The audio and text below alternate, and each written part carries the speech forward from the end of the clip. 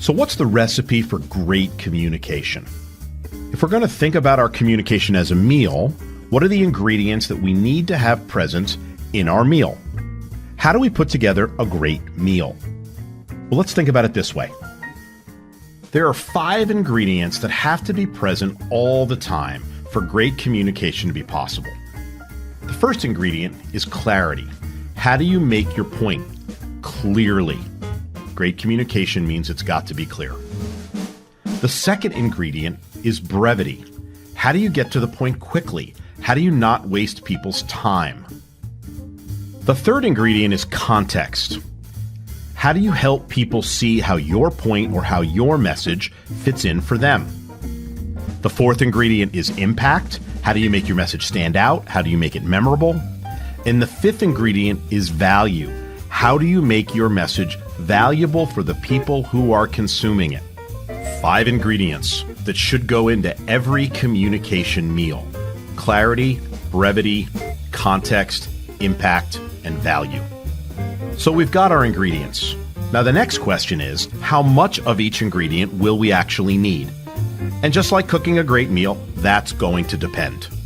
Different meals for different audiences are going to need different combinations of ingredients in different proportions. Different audiences will have different palates and different experiences and are going to want different things out of their meal.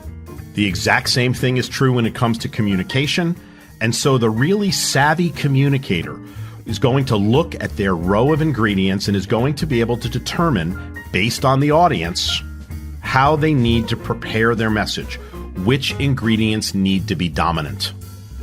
So let's look at some examples. When will we need clarity to be a dominant ingredient? Well, when there's lots of complexity around an issue, we're going to need to make sure that we work a little extra hard to make it clear. How about brevity? When time is short, when we think attention spans are short, when the audience might be a very, very senior one, we will probably want to make sure that the brevity ingredient is strong.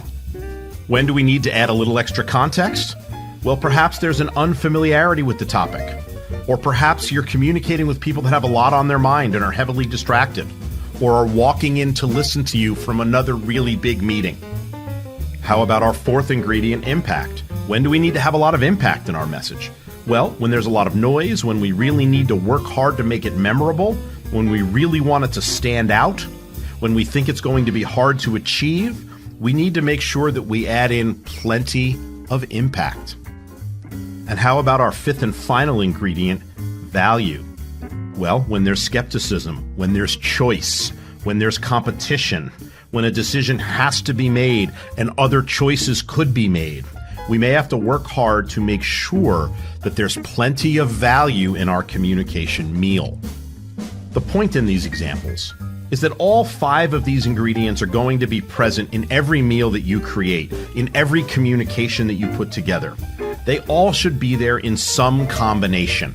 But depending upon your audience and depending upon the circumstances, the really sophisticated communicator is going to be able to make consistently good choices about which of these ingredients needs to be dominant. But no matter what, every communication meal should have some clarity, some brevity, some context, some impact, and some value. So as you're thinking about your next communication opportunity, think like a chef. Think about these 5 ingredients, think about the meal that you're preparing for your audience, and think about how you're going to impress them. Different audiences will have different needs, which means you have to adjust the ratios of these ingredients depending upon the circumstances.